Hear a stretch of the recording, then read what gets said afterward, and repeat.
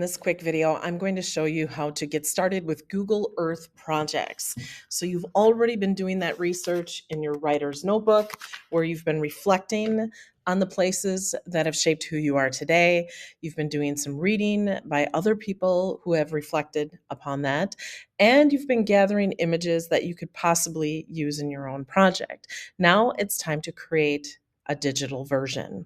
So what you'll do is go to a new tab in Chrome. Make sure that you're signed into your school Google account and go to earth.google.com. Now, from here, yours might load a little slower. I've been in Google Earth quite a bit over the years. It already knows it's cached, it's ready to go. And two, you might get some pop-up tutorials. I recommend, they're not long, they're just pop-up squares, real quick info. I recommend that you check those out to learn a little bit more about Google Earth projects. When you're ready to go, you'll click New Project. Okay, so first let's title our project, Where I Am From. Now let's add some stops, and I'm going to do the adding process or workflow a few different ways so you can see some of your options. Now, don't fret. You can add as many as you want, delete them later, and rearrange the order. So add all that you want. Don't worry about it being messy. You can always go back and change it later. So I'm going to add first a place that I grew up, or my first home that I lived at as a child. And it defaults to whatever it can find easily. So it picked the center of this very tiny town, White Creek, Wisconsin, but my grandpa and grandma lived right here. So I don't want to just save the project, because if I do that, it's going to take the viewer here first, and I want to go right here. Now, yes, I could just settle for aerial imagery, but I want to see if I can find Street View. So I've closed or X'd out of that pop-up box, and I'm going to click Pegman here to show Street View. So what it's going to do is show me a blue line for Street View, meaning the Google car has come by, or it will show me blue dots. And those blue dots are photospheres that users like you and I have uploaded to Google Maps. Any photos or photosphere imagery added to Google Maps also eventually populates in Google Earth. So I'm going to click on the blue line right here and see what I'm able to look at. So I'm going to spin myself around, and there's Grandpa and Grandma's house. Now, my grandpa and grandma died a very long time ago. They haven't lived here for many, many years. This is not what it looked like at all when I was a child. But I'm going to try to go back and see how far back I can go. For me, this isn't going to be helpful, but for some of you, it actually might be. So I'm going to click See More Dates.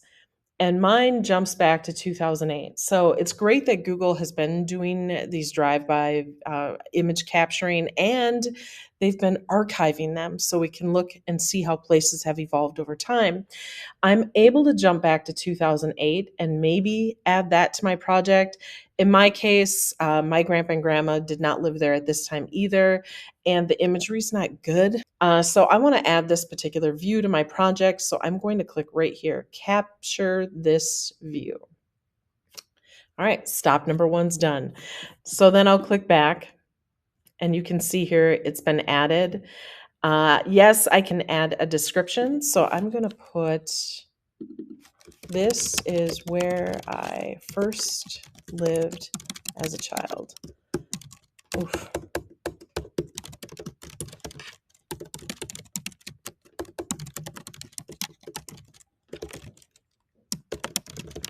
Okay, so what I would do at this point is grab my writer's notebook and type up the material that I've been writing.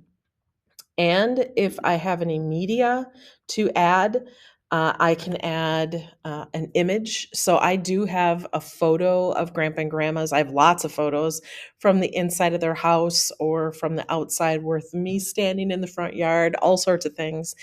I would scan them in. using my phone. You can do that right in Google Drive or using a tool called Cam Scanner. Both are very, very easy to use. I can help you with that. I also have additional videos for that process. I can also add a video URL. So if I happen to live or grow up in a place that had videos floating out on YouTube or in Google Drive, I would be able to use those as well, including probably audio files that were turned into, say, videos, say, on YouTube. So those are all kind of loaded options for you to consider. The most important thing for me here is this written description. Okay. So for now, it's a rough draft. So, yes, I'm hoping that you type this up as we have gone through multiple drafts in our writer's notebook. Type that up, but know that you can come back later and do a little editing. I can also rename the title to My Grandpa and Grand's House, or I could call it The First House I Lived In. My choice. Click done and X out. Okay, so, oh, that's kind of cute. So now I'm going to pick the first house I lived in that my parents were fixing up. Now I know where it's at. I know it's in Easton, Wisconsin, but this is not the location. So I don't know the address, and it changed anyway sometime in my life. So I'm going to try to get this right here. There it is. Okay, so it's this little place. And the first thing I always do is to figure out what street view exists. Not good. So it's quite a ways off from the house and there's no photosphere, so that's not going to be helpful. I'm going to click off of that and get here. And the best I really can do is to click Save to Project. It's not ideal. It is what it is. I'm going to click this Add a Place Mark here. I'm going to call it My First House and click the description, and now really start. This particular location was incredibly impactful for me as a child. I lived here until I was 12, and a lot of stuff happened here. And so this is going to take some time. I'm going to really unpack why this place shaped who I am today using the things that I wrote about in my writer's notebook. I'm also going to add some media. I don't have any video from when I was little, of course, but I do have quite a few images. So I'm going to upload an image that I'd like to include as part of my stop here. And so when I do that, it's going to want to pull back or not pull back, jump into either my desktop, my downloads, my documents. I can decide. So I need to get that saved to the machine I'm working on. So I'm going to pretend that I wrote some stuff, right? So we're going to go like that. And I can add an image quick. Let me find something. So I don't have a handy image of the home that I grew up in. So this is just a random screenshot that has nothing to do with this project.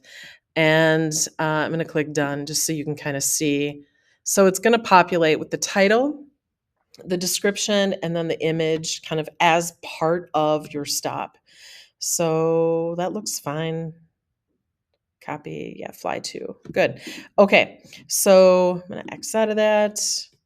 And there it is, my first house. Cool. Okay, so let's talk about photospheres. I need to find somewhere more populated. Platteville, Wisconsin. Okay, so yes, I can click Save to Project, but if I do that, it's going to drop. I'm going to just get the center of Platteville, which would be fine. Honestly, I could click Save to Project, and that's stop number 1. And I would write my description about how did I come to Platteville? Why here, right? And I can add media of the center of town or the Rollo Jameson or the high school or whatever. So there's nothing wrong with having a couple stops. This almost introduces the topic. Actually, this might be a really good idea to have Platteville first. And now I'm going to add another stop, that being UW Platteville. So I'm going to click on Pegman. And this is a really good example here because I'm getting all sorts of street view where the Google car has been by, but I'm also getting blue dots. So if you notice here, I'm a little disoriented because I have spun my map. If that ever happens to you, click on the compass here and reset to north. And that will be the view that you're most familiar with your directionals as you'd expect them. And I want to click on these blue dots. So I worked in Doudna for a long time. And I'm going to click that blue dot. And what do we get here? Spin me around. Ah, there's Doudna Hall. This is where I called home for a long time. So if I want to add this to my project, I'll click this button here. And it saved my untitled street view. So I'm going to click back. And now I'm able to edit it. A job, an important job. Oh, geez, important job. Now, I really dislike that title immensely. It's not meaningful. It's not creative. I'm just going to let it go because I will come back. Part of that writing process is letting things sit and kind of marinate for a while. That's fine. I'm just going to let it go. And I'm going to write my description of why working at UW Platteville in the School of Education mattered so much to me. I have some media I can add. I could find a video. There's a few floating out on YouTube. I can find those image files and include them. I can also include links to things. So all sorts of things I can do. So this part matters a lot, right? Because you're giving that tour, but you're also providing kind of that context of why this particular place mattered. Okay, so let's just say I'm done, all right? Or I want to see what does this thing look like. I can click slideshow and it's going to jump back to stop number 1. And notice here it includes the information that I wrote. And if there were pictures provided, I would see them as well. Then the user, me in this case, clicks the right arrow and it goes to the next. So it picks me up and takes me to the next place. And notice this time it gave me that bogus picture I uploaded in my project here and does exactly what I told it to do. I'm going to click the right arrow again, and now we're going to jump down to Platteville. This is a good example. Remember, I just picked that default Platteville, the first thing that popped up, and it does kind of this overview of Platteville. Nothing wrong with that. It's kind of cool actually to see like how large a location is. And it's going to take me now to my first job. How cool is that, right? That's pretty good. All right, so I'm going to click back and get out of that view. And I clicked it one more time so I can continue editing. Notice here if I want to rearrange something for some reason, do you see the 6 little kind of the grid there? That's going to allow me to move things around. And maybe I want to hide something. I don't want to delete it. I'm just not sure if I want to include it, but I don't want the hassle if I like adding it again. If I change my mind, I can hide something. So there's all sorts of things you can do. I would encourage you to click around, see what all the buttons do. You can't break it. You can always put it back the way you got it and undo your work. It'll be fine. When it comes time to share it with me, you will click share in the top right-hand corner, click continue, and drop my name in the add people, groups, and calendar events box. You can also, if you want, set it to anyone with the link if that's something you want to do. So if you want to share your project with a family member, you can do that.